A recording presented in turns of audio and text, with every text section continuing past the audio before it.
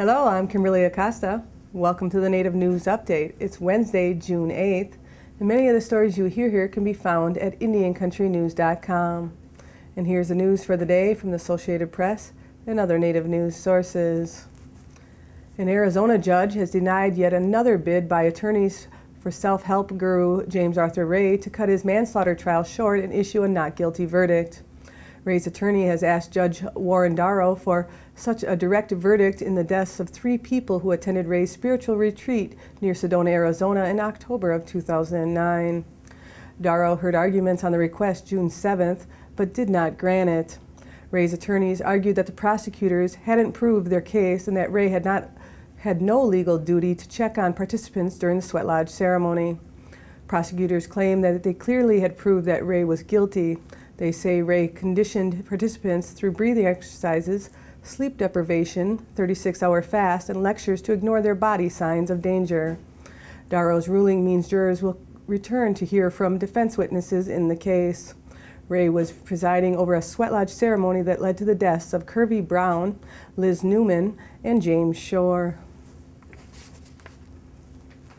The Montana Office of Public Instruction says the state's dropout rate declined last year. In a report released June 7th, the state's education department says the dropout rate in grades 7 to 12 was 3% last year compared to 3.6% in 2009. The high school dropout rate also decreased in the period from 5.1% to 4.3%. The dropout rate for Native American students in grades 7 to 12 declined from 8.8% in 2009 to 7.2% in 2010. The rate was 10.6% for American Indian high school students. The report says American Indian students make up about 11% of the total enrollment in those grades, but accounts for 26% of dropouts. Sports Studio and coach Mark Ellis, along with director Steve Rash and producers J. Todd Harris and Mitchell Peck, will be taking lacrosse to theaters nationwide next year. The film, titled Crooked Arrows, will tell the fictional tale of a Native American prep school team and its unlikely rise to the league's championship game. Casting for the film has been a success so far. Ellis and the film's team recently visited Baltimore, Maryland, and they will be coming to the tri-state area this weekend to pick the best of the best in the terms of lacrosse athletes. Ellis and the team behind Crooked Arrows will be in Hempstead, Long Island, Norwalk, Connecticut, and Summit, New Jersey. The team will face their biggest challenge in finding Native American lacrosse players to fill the roles of the hero team. In addition to casting, authenticity is a must, especially when you are going to be a pioneer as Crooked Arrows will be. Crooked Arrows is expected to go open nationwide in the spring of 2012, right during the height of the lacrosse season. Actor Brandon Roth, a descendant of the Kickapoo tribe, has been cast as the star of the film Crooked Arrows, a film about a Native American high school lacrosse team who are forced to become a part of the local prep school league comprised of better equipped and trained teams.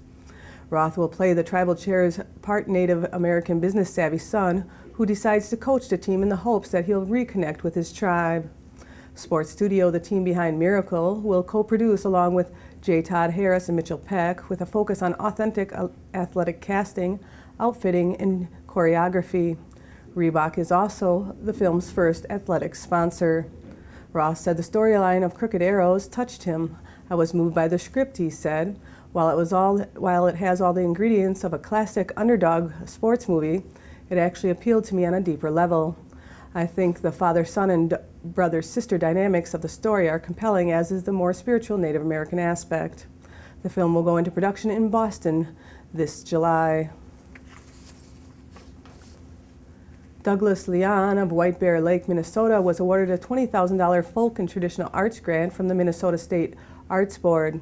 The grant will be used to make and showcase traditional Ojibwe cradleboards. Limon will make 4 cradleboards featuring his signature beaded inlay designs. 4 is a sacred number in the Native American community, and the theme will be related to the 4 directions. The 10-inch diameter inlay takes approximately 140 hours to complete.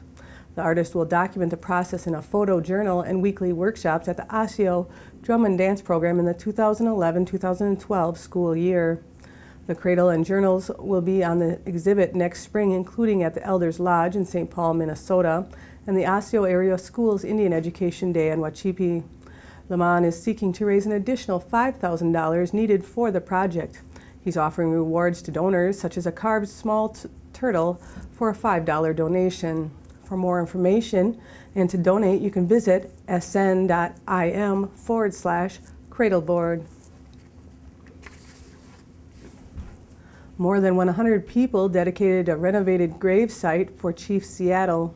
The beloved elevated canoe memorial was 35 years old.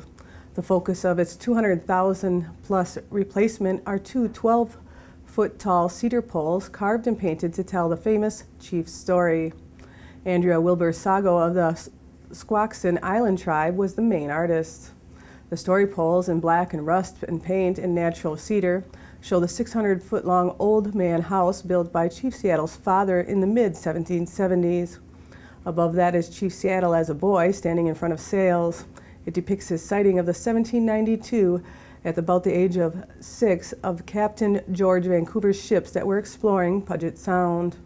The left story pole shows Chief Seattle as a warrior for his tactics in leading off raids of other Indian groups and as an older man who gave a famous speech in 1855. He died on June 7, 1866 at Old Man House in Squamish and was buried in the Squamish Tribal Cemetery. The cross-topped marble headstone that remains today was placed on the grave in 1890. The concrete work of the renovation gives it a permanence, said Leonard Forsman, the tribal chairman. A new path also makes it accessible to the disabled.